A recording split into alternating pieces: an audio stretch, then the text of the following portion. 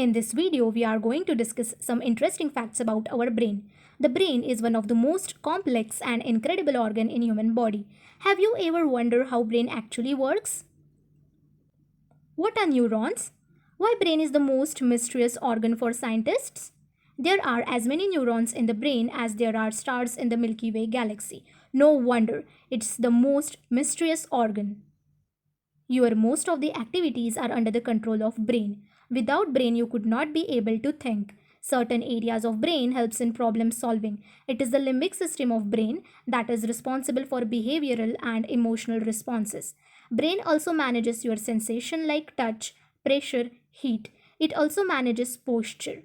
Parts of brain are involved in converting your thoughts into memory, hearing and visual processing system.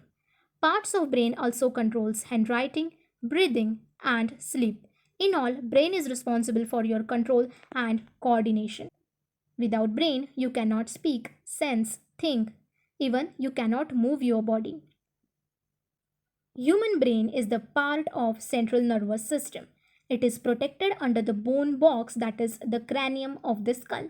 The adult human brain weighs on average about 1.2 to 1.4 kilograms, which is about 2% of the total body weight.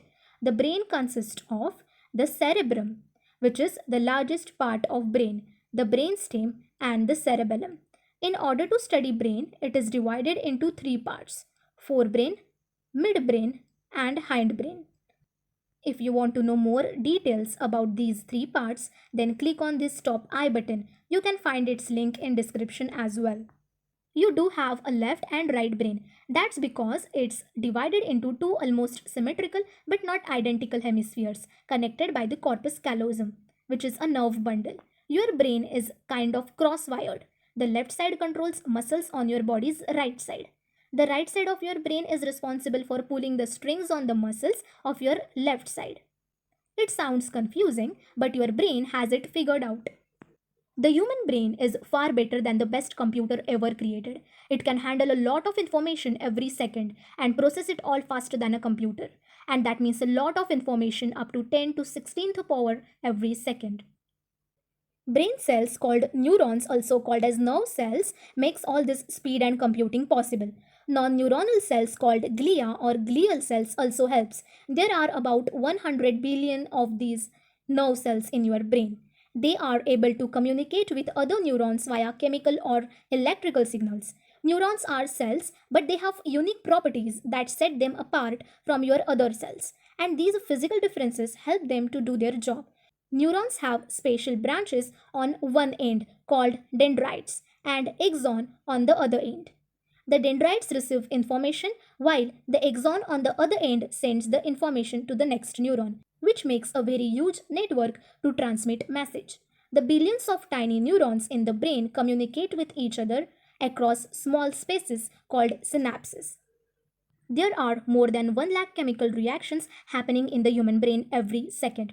Neurotransmitter is a brain chemical that lets these neurons communicate with each other and therefore allows the brain to function properly. A neurotransmitter carries a chemical message from one neuron to another neuron. Depression, social withdrawal, mood swings in others, irritability and aggressiveness, wondering, confusion with the time and place. You might have heard the term Alzheimer's disease.